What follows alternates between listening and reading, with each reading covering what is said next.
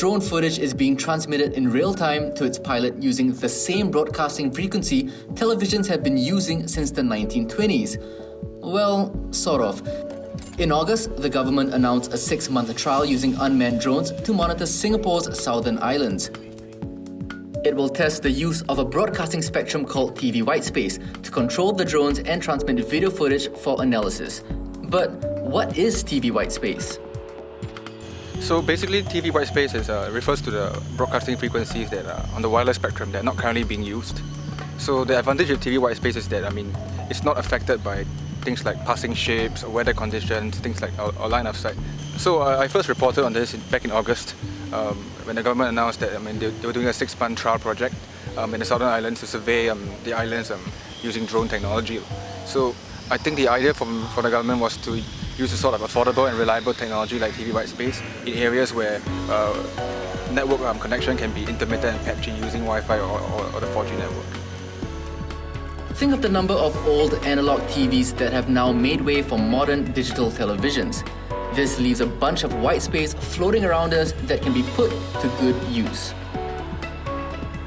SLA manages 10 offshore islands with quite limited manpower, so we really need to make use of technology to help us in our work. So our officers, instead of trekking from islands to islands and taking a ferry all over the islands, can really just focus on checking the images sent by the drones. So this saves them a lot of time. Aside from that, they can make use of IoT sensors and all that, so that we can monitor utilities usage, environment, etc. Right. So when we heard about these surveys, I think the number one question was, what actually are we surveying? What actually needs to be surveyed on this island? Yeah, we are actually doing like inspections on the islands. So we can see, for example, whether the general cleanliness, is it clean, is it well maintained. We can actually also look at whether the buildings has got maintenance issues like cracks, or it's the roof has got a gap or something like that. But there's more to be done. TV whitespace footage is currently slightly below HD. The current iteration of the 15kg class drone still uses 4G. The drones will only use TV whitespace when officially deployed. Trials will be completed by the end of 2019.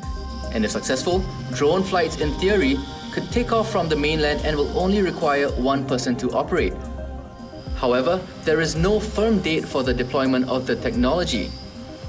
Later, we will bring you to the site where we have an actual TV whitespace infra setup, and you will appreciate the fact that TV whitespace has a very small footprint. We just need a pole, okay? We mount the TV whitespace boxes and we place an antenna, and that's about it. Okay, compared to traditionally, if you want to deploy a mobile base station, you need the telcos to come in, set up big base stations, and that will probably be very, very costly. Part of Singapore's Smart Nation Sensor Platform project is to use TV whitespace to bring internet connectivity to the southern islands. There are TV whitespace sites on 6 of the islands: Sentosa, St. John's, Seringat, Hantu, Kusu, and Kias. Wi-Fi signals broadcast over a range of 100 meters to 200 meters outdoors, but with TV whitespace, there can be connectivity despite physical obstacles such as vegetation. We were told that a signal from Kias Island can reach St. John's Island. The pole on St. John's Island is 3 meters tall. Signals can potentially reach longer distances by increasing the height of the pole to about 10 meters.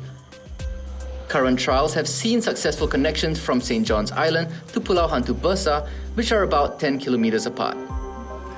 Trials have also recorded a max download speed of around 7 megabits per second, which is good enough for IoT deployment.